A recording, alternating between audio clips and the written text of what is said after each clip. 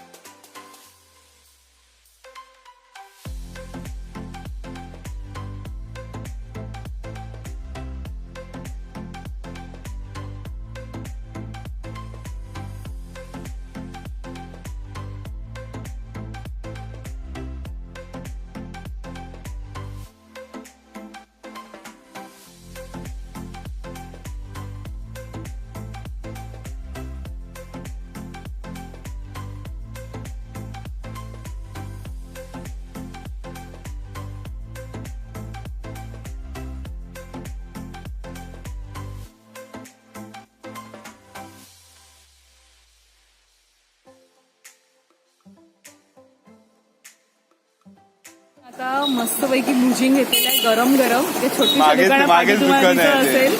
छान मस्त भुजिंग घेतलंय. गरम आहे. आमच्या समोर त्यांनी शिजवलंय मस्त सुके पोहे टाकून. आता आम्ही आगाशी रोडला इथे आलो आहोत विरार या स्थानकावर.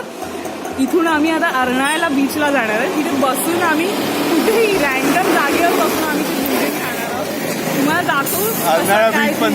हा, इथे नो स्पून काहीच नाहीये. काही म्हणजे काही नाही. हाताला सॅनिटायझर वगैरे आम्ही काहीच नाही लावणार.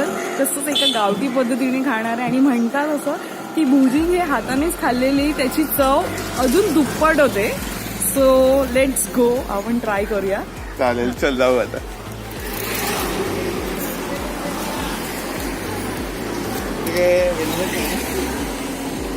घातलं हातात त्याला लावू ना कुठेतरी. गरज नव्हती ऍक्च्युली विरारला हेल्मेटची गरज नाही.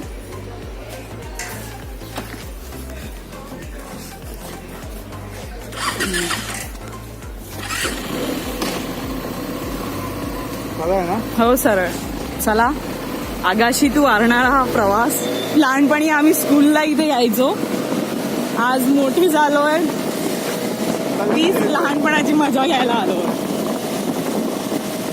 मस्त हिरवीगार अशी इथे ती जागा आहे. 12 महिने इथे मस्त थंडावा असतो. मुंबईत हा प्रकार कुठे दिसायला बघायला मिळत नाही. आणि खरंच सगळ्यांनी इकडे यावं आवर्जून. भुजिंग खाऊन जावा. हा, भुजिंग खाऊन जावं. बघू शकतो. आणि ऍक्च्युली वसई विरार हा केळींसाठीच फेमस आहे. आमच्या इथे केळी ही भरपूर प्रमाणात पिकते आणि वेगवेगळ्या व्हरायटीची असते.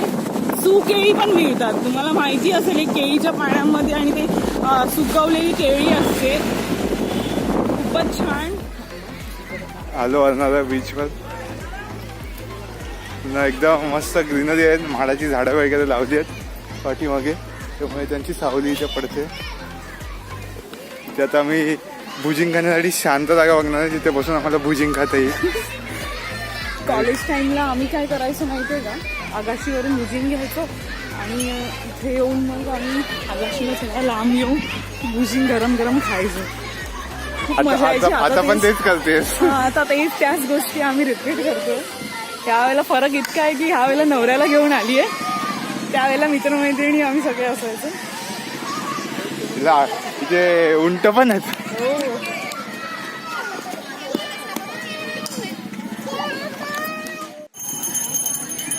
चल लवकर लवकर ओपन कर. हो, मला पण खूप भूक लागलेली आहे आणि आता मी वरती बघणारच नाहीये. वाव, गरम गरम तुम्ही बघत असाल. याच्यामध्ये पोहे, बटाटा, डबली कोंबडी चिकन. थांब जरा हात काढ. दिसते हो. असं ठेवते म्हणजे बघता येईल. हे बघा एकदम भाजलेलं चिकन आहे का? काळ्या बिया एकदम मस्त आहे. हो. मी खाते खरंच तुम्ही इथे असायला पाहिजे. असं बीच समोर असं बसून किंवा उभं राहून गरम गरम चिकन खाण्याची जी मजा असते ना, त्यासाठी प्रत्यक्षात ते करणं जास्त महत्वाचं असतं. बीच सांगून तर नाहीच जमणार. पण बीचवर गर्दी पण आहे का भरपूर? खूप आहे. सध्या तरी मी चिकनची मजा घेते.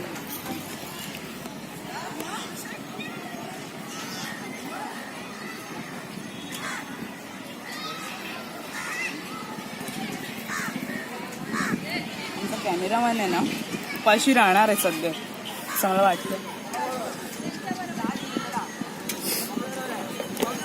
कसा होता एक्सपिरियन्स? मस्त आहे. मस्त मजा आली भुजिंग खायला. एकदम सॉलिड होती, टेस्टी होती, आवडली. येत जाऊ आपण सारखे सारखे इथे भुजिंग खायला. खरंच सांगू तुम्हाला, बीचवर खायची मजा वेगळी आहे. ऍक्च्युली मस्त आहे एकदम. ऍक्च्युली बरं वाटतं. तुम्ही आम्ही तर अगदी तुम्हाला सांगीन मी की त्या भुजिंग एवढे पेशन्स नव्हते की आम्ही त्या भुजिंग सेंटरच्या बाहेरच गाडीवरच आम्ही असे ते उघडून खायचो. आणि हाताने खायला अजून मजा आली.